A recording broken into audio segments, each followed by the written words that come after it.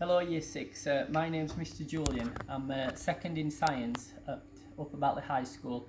What I'm going to be showing you today is I'm going to show you a reaction where I'm going to be reacting jelly babies with a chemical that we've got in here called potassium chlorate. First question that I'm going to ask you before we do the reaction is, what do jelly babies, what do they contain a lot of? So that's the first thing for you to consider. So the potassium chlorate, which is inside this boiling tube, I'm going to heat it up. So when I heat the potassium chlorate up, I'm going to put it onto the blue flame. What do you think will happen to the potassium chlorate? So at the moment, the potassium chlorate is a solid. So I'm heating it up. This takes roughly around 20 to 30 seconds. And as you can see, the potassium chlorate is starting to become a liquid.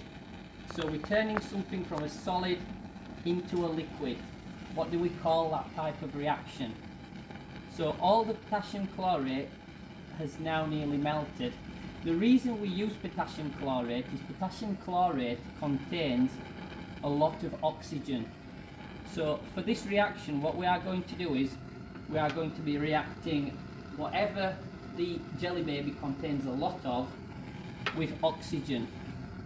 So just before we put the jelly baby in, just need to decide whether we need to place the jelly baby in head first or feet first.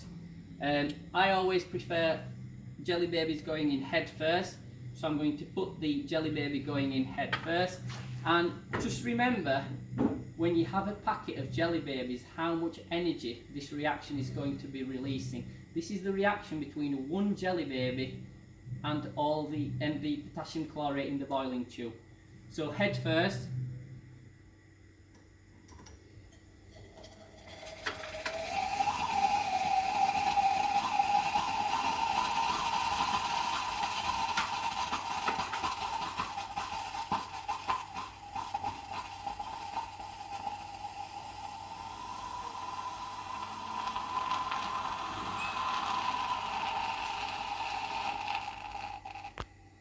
Right, so that's the end of the reaction. So as you can see, for anyone who has worked it out, the jelly baby is actually very high in glucose, so it's very high in sugar.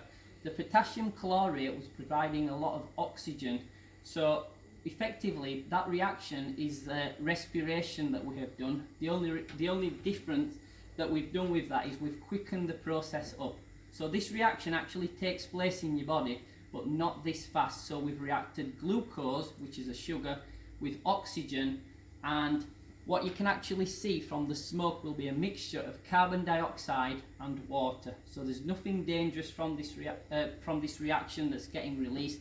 The only thing is, obviously, don't try this reaction at home. But obviously when you do start at Upper Batley High School, you will get the opportunity to witness these sort of reactions. Thank you everyone.